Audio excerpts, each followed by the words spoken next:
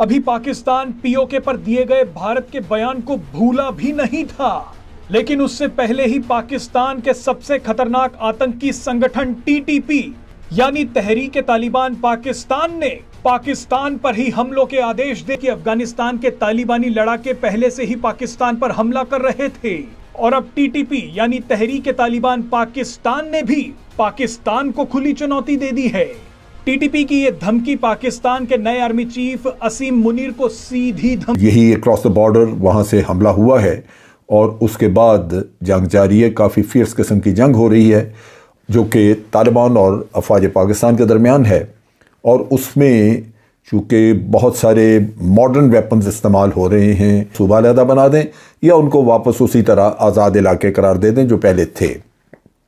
अब ये चीज़ जो है ये 75 साल से तो ऐसे ही चला आ रहा था मामला, और वहाँ के जो अपने लोग हैं, ये टीटीपी के अलावा जो अवाम है वहाँ के, वो चाहते थे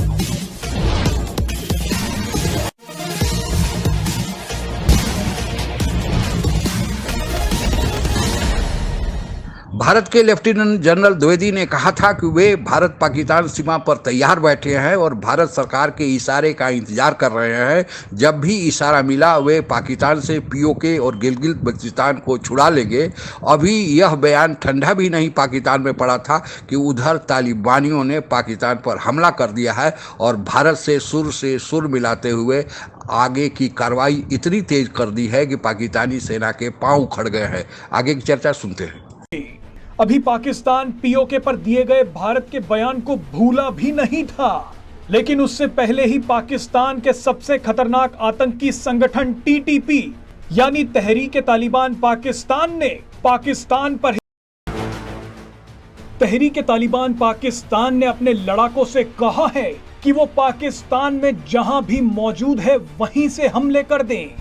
टीटीपी ने एक दो जगह नहीं बल्कि पूरे पाकिस्तान में हमलों का ऐलान किया है।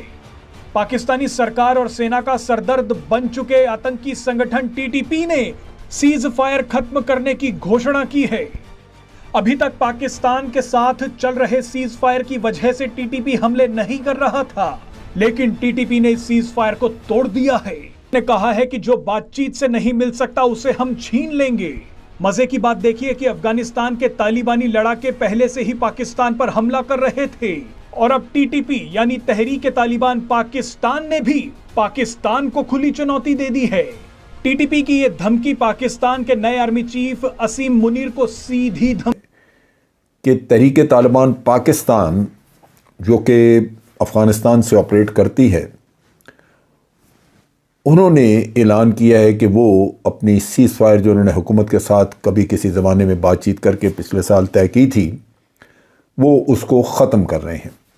लिहाजा उन्होंने हुक्म दिया है अपने तमाम जितने भी उनके दहशतगर्द या जो भी उनके तालिबान जहाँ जहाँ कहीं हैं, उनको कहा है कि आप पाकिस्तान में हमला करें और पूरे मुल्क में आपको आज़ादी है कि आप जाके जहाँ जी चाहे हमला कर सकते हैं। इसका मतलब ये है कि पाकिस्तान में दोबारा से दहशतगर्दी की कार्रवाइयाँ शुरू होंगी। आज भी लकी मरवत में ऑलरेडी बहुत शदीद जंग जारी है और वहाँ पे यही अक्रॉस द बॉर्डर वहाँ से हमला हुआ है और उसके बाद जंग जारी है, काफ़ी फियर्स किस्म की जंग हो रही है जो कि तालिबान और अफवाज पाकिस्तान के दरमियान है। और उसमें चूँकि बहुत सारे मॉडर्न वेपन्स इस्तेमाल हो रहे हैं, आज जब जंग हो रही है तो इसमें जो अभी तक इतलात हैं उससे लगता है कि काफ़ी शदीद जंग, और जब नुकसानात का तो शायद कल तक पता चले, ISPR की तरफ से हमें कोई इतला मिले, लेकिन फ़िलहाल सूरत हाल वहाँ पे खासी ख़राब है। दरअसल टीटीपी पहले ही पूरे पाकिस्तान में शरिया लागू करने की धमकी दे चुका है। टीटीपी अफगानिस्तान और पाकिस्तान की सीमा पर पड़ने वाले कबायली इलाकों पर अपना अधिकार जमाना चाहता है। टीटीपी पाकिस्तान की सेना पर कई हमले कर चुका है। इसके जवाब में पाकिस्तान की सेना भी टीटीपी के खिलाफ कई ऑपरेशन चला चुकी है, लेकिन टीटीपी पर काबू पाना पाकिस्तान के बस की बात नहीं है। भारी नुकसान झेलने के बाद पाकिस्तान ने टीटीपी से बातचीत करने की कोशिश की। पाकिस्तान ने पिछले साल अफगान सरकार की मदद से टीटीपी से बातचीत शुरू की थी, लेकिन उसका कोई हल नहीं निकला। दोनों ही पक्षों में इस साल मई में फिर से वार्ता शुरू हुई, जिसके बाद जून में युद्ध विराम घोषित हुआ। इस दौरान दोनों ही पक्षों ने एक दूसरे पर हमले रोक दिए और बातचीत के रास्ते पर आगे बढ़े, लेकिन इसके बावजूद कोई हल नहीं निकल पाया।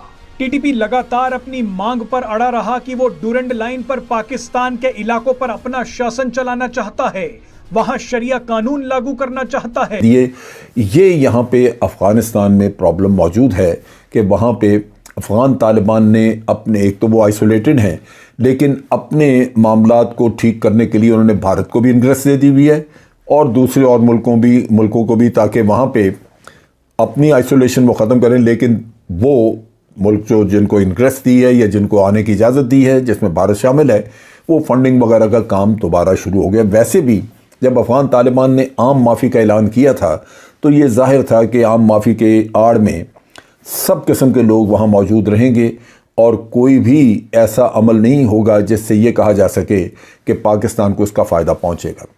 अब पाकिस्तान ने बड़ी दफ़ा कोशिश की है कि अफगान तालिबान को इस चीज़ का एहसास दिलाया जाए कि हम आपके लिए मरे जा रहे हैं, आपके लिए पूरी दुनिया में जा के हम लॉबिंग करते हैं, दुनिया ने इस गवर्नमेंट को रिकॉग्नाइज़ नहीं किया हुआ।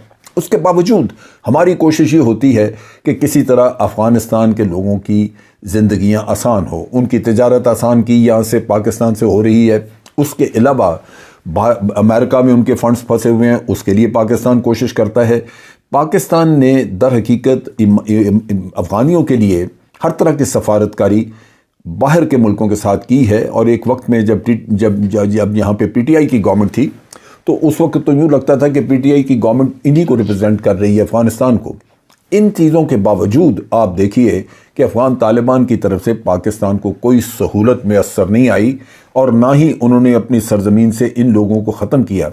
बावजूद इसके कि इंटरनेशनल कम्युनिटी से जब उन्होंने तय किया था, मुआहदा किया था अमेरिका के साथ, तो उस वक्त उन्होंने कहा था कि हमारी सरजमीन किसी के ख़िलाफ़ इस्तेमाल नहीं होगी, हम नहीं होने देंगे किसी के ख़िलाफ़ यह सरजमीन इस्तेमाल।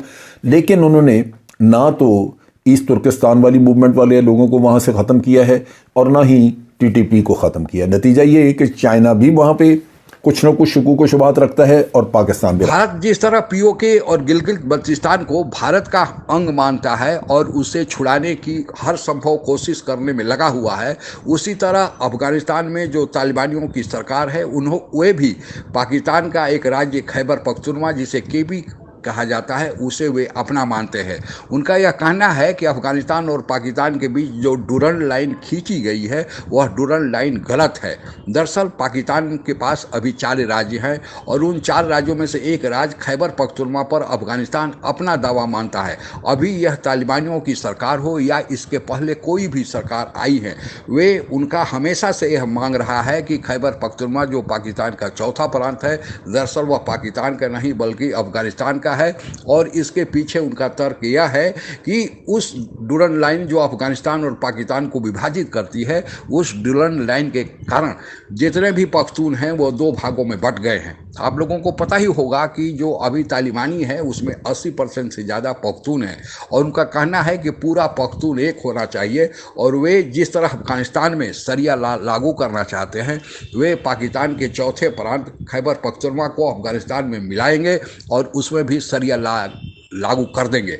इसके लिए उन्होंने टीटीपी, तहरीके तालिबान पाकिस्तान जैसा एक छापेमार दस्ता भी बना लिया है, जो आए दिन पाकिस्तान में हमले करके पाकिस्तान की तबाही का कारण बन गया है। लेकिन अब खुद ही अफगानिस्तान की तालिबानी सरकार पाकिस्तान पर हमले की बात कर दी है और हमला शुरू भी हो गया है। पाकिस्तान ने जब तालिबान की सरकार अफगानिस्तान में आई थी तो बड़ा खुशी और जश्न मनाया था कि वहाँ से भारत को हटा दिया गया, भारत का वहाँ से नामो निशान मिटा दिया गया। लेकिन अब वही पाकिस्तानी सरकार के एक्सपर्ट यह कह रहे हैं कि भारत ही सब अफगानिस्तान में तालिबानियों को उकसार करा रहा है।